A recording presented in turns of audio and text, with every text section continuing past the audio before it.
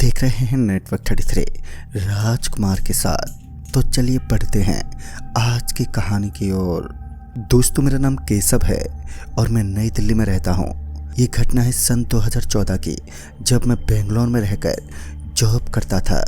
बात दरअसल तब की है जब हमारे ऑफिस को कुछ नए प्रोजेक्ट मिले थे, जिस वजह से ऑफिस के सारे लोगों के ऊपर काम का भार बढ़ गया था और सारे लोग उस समय देर तक ऑफिस में काम किया करते थे।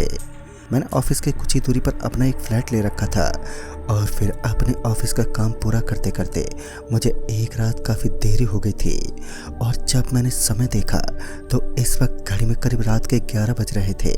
उसके बाद मेरे पास मेरे बॉस आए और वो कहने लगे कि केशव, तुम अभी तक गए नहीं? तुम्हें पता है ना तुम्हारे फ्लैट तक जाने का रास्ता कितना खतरनाक है। तुम अगर चाहो तो आज यहीं पर ऑफिस में रुक जाओ। लेकिन मैंने बॉस से कहा कि नहीं, बस मेरा काम खत्म ही हो गया सर, मैं अब जा ही रहा हूँ। वैसे भी दिन भर के काम की वजह से मैं उस दिन काफ़ी ज़्यादा ही थक गया था और ऑफिस में रुकने का मतलब था कि रात भर काम करना, जो मैं बिल्कुल नहीं चाहता था। इसके बाद फिर मैंने अपनी सारी फाइलें जगह पर रखी और फिर ऑफिस से अपने फ्लैट के लिए निकल गया। मेरे पास उस समय एक बाइक हुआ करती थी जो मैं सफ़र के लिए इस्तेमाल किया करता था। मैं जब अपने ऑफिस से निकला तो मैंने अपनी बाइक को स्टार्ट किया और फिर अपने फ्लैट की तरफ निकल पड़ा। आज पहली बार मैं इतनी देर रात तक घर लौट रहा था, जिस वजह से मुझे थोड़ा डर लग रहा था। उस वक्त केवल 11:30 बज रहे थे, लेकिन सुनसान रास्ते को देखकर मुझे ऐसा लग रहा था जैसे रात के 2 से 3 बज गए हों। मेरे ऑफिस से घर के रास्ते के बीच में एक सुनसान रास्ता पड़ता था, जिस पर थोड़ा आगे बढ़ने पर एक गांव पड़ता है, जिसके बारे में लोगों का कहना है कि वह गांव बहुत ही ज़्यादा शापित है। आज से कई साल पहले उस गांव में कुछ लोगों ने एक उषा नाम की लड़की को डायन और चुड़ैल का नाम देकर उसे उस गांव में जिंदा ही जलाकर दफना दिया था। उस दिन के बाद से लोगों के साथ बुरी बुरी घटनाएं होने लगी और अब हालत ये हो चुकी थी कि उस गांव को छोड़कर सारे लोग कहीं दूर चले गए और वो गांव अब पूरी तरह से खंडर में बदल चुका था। आए दिन जब भी कोई इंसान इस रास्ते से होकर गुजरता था तो उसे भूत प्रेत आत्मा जैसी चीज़ें परेशान किया करती थी और उसे किसी तरह छलावे में फंसाकर गांव के अंदर आने के लिए मजबूर किया करती थी।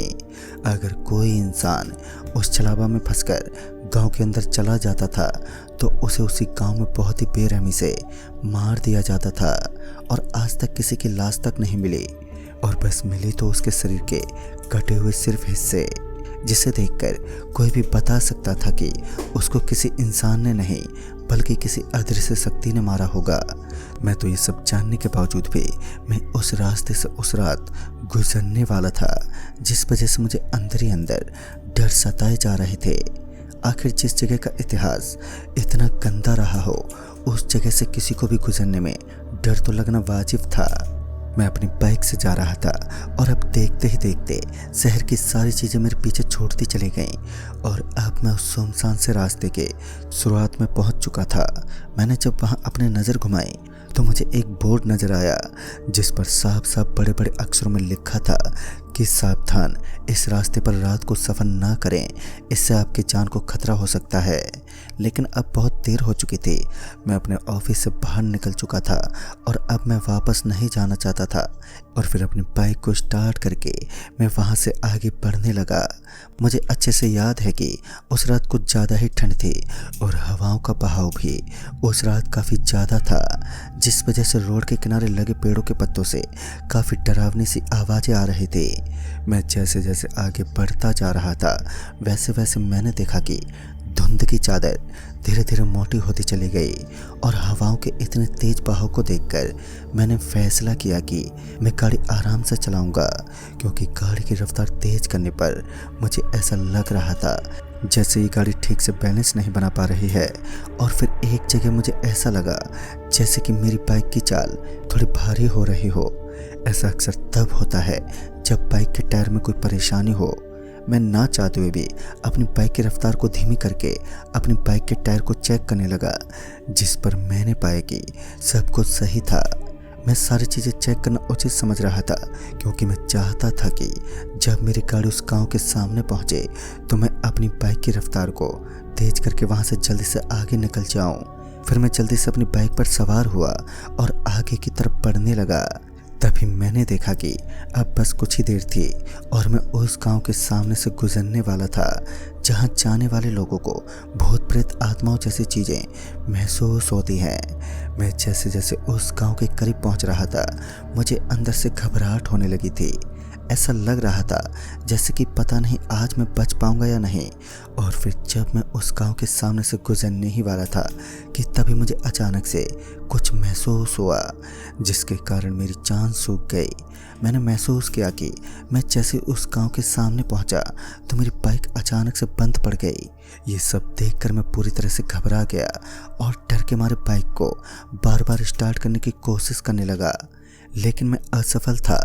मेरे बार बार कोशिश करने के बावजूद भी मेरी बाइक स्टार्ट नहीं हुई।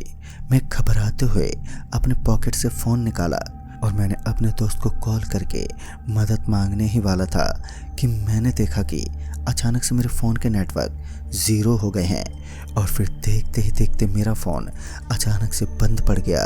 ये सब देखकर मैं सहम सा गया था क्योंकि अब मुझे कुछ भी समझ नहीं आ रहा था कि आखिर इस सुनसान से रास्ते में मैं करूँ तो करूँ क्या। यहाँ पर दूर दूर तक कोई भी मौजूद नहीं था जो मेरी मदद कर सकता था। और सबसे डर की बात तो ये थी कि इस वक्त मैं उस गांव के ठीक सामने खड़ा था।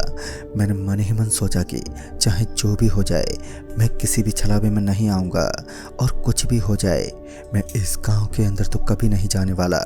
और ये सोचकर मैं अपनी बाइक को वापस से स्टार्ट करने की कोशिश करने लगा, लेकिन मेरी बाइक थी जो कि स्टार्ट होने का नाम तक नहीं ले रही थी कि तभी मैंने नोटिस किया कि मेरे बाइक से पेट्रोल बाहर गिर रहा था और अब तक पूरे रास्ते मेरे बाइक का पेट्रोल नीचे गिरकर बह चुका था। यह देखकर मुझे बड़ी हैरानी हुई क्योंकि थोड़ी देर पहले जब मैं टायर को चेक करने के लिए उतरा था तो ऐसा कुछ भी नहीं था। मुझे अच्छे से याद है कि उस वक्त सब कुछ सही सलामत था। फिर अचानक से यह सब कैसे हो गया यह मुझे कुछ भी समझ नहीं आ रहा था।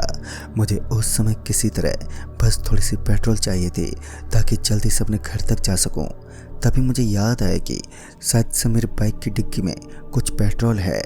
मैंने जब उसे खोला तो मुझे पेट्रोल मिल ही गया और मैंने उसे अपनी बाइक में डालकर वापस से बाइक को स्टार्ट करने की कोशिश की, लेकिन मेरा बाइक वापस से स्टार्ट नहीं हुआ। मैं अब पूरी तरह से परेशान हो चुका था। मुझे कुछ भी समझ ही नहीं आ रहा था कि आखिर अब क्या किया जाए।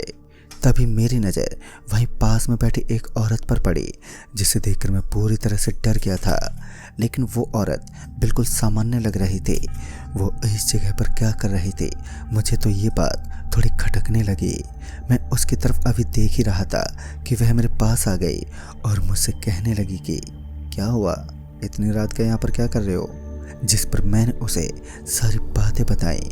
मेरी बातों को सुनने के बाद वो औरत मुझसे कहने लगी कि यह स्कूटर मेरी समझ में नहीं आता, मेरा बेटा मैकेनिक है और वही जानता है। उसकी इस बात को सुनकर मैं काफ़ी खुश हो गया। मैंने उत्सुक होकर पूछा कि आपका बेटा मैकेनिक है, कहाँ पर है वो, जिस पर उसने जवाब दिया अपने घर में। मैंने वापस से पूछा कहाँ है आपका घर, और फिर उस औरत ने अपनी उंगली से इशारा करते हुए मुझे अपना घर दिखाया जो कि उस गांव के अंदर था। मुझे अचानक से काफ़ी डर लगा और मैंने उस औरत से पूछा कि आप इस जगह पर रहती हो, ये जगह तो काफ़ी सालों से बंद है और मैंने तो सुना है कि इस गांव में कोई भी नहीं रहता। जिस पर उस औरत ने कहा कि नहीं, मैं तो शुरू से इसी गाँव में रहती हूँ और मुझे तो अब तक कोई भी भूत वगैरह दिखाई नहीं दिया। उस औरत की बात सुनकर मुझे भी थोड़ा यकीन होने लगा था, लेकिन फिर मैंने ठान लिया था कि चाहे कुछ भी हो जाए मैं उस गांव के अंदर नहीं जाऊंगा। मैंने उस औरत से कहा क्या आप अपने बेटे को यहाँ पर ला सकती हो। जिस पर उस औरत ने मुझे अजीब सी निगाहों से देखते हुए कहा कि तुम्हें ज़रूरत है ना तो तुम जाओ, वैसे भी वो सोया होगा, अगर मैं उसे उठाऊंगी तो वो मुझ पर गुस्सा करेगा, तुम खुद जाकर उसे उठा लो। ये कहकर वो उसी गांव की तरफ आगे बढ़ने लगी। अब मेरे पास कोई और रास्ता नहीं था। ऊपर से अगर वह औरत वहाँ से चली जाती तो मैं अकेले ही इस गांव में नहीं आ सकता था। जिस वजह से मैंने उसे आवाज़ दी और मैंने उससे कहा ठीक है, मैं आपके साथ चलने के लिए राज़ी हूँ। और फिर उस औरत ने मुझे उसके पीछे पीछे चलने को कहा। मैं ये बिल्कुल करना नहीं चाहता था, पर मजबूरी ऐसी हो गई कि ना चाहते हुए भी मुझे उस गांव में आना पड़ा। और फिर मैंने उस औरत से उसका नाम पूछा, जिस पर उस औरत ने अपना नाम ऊषा बताया।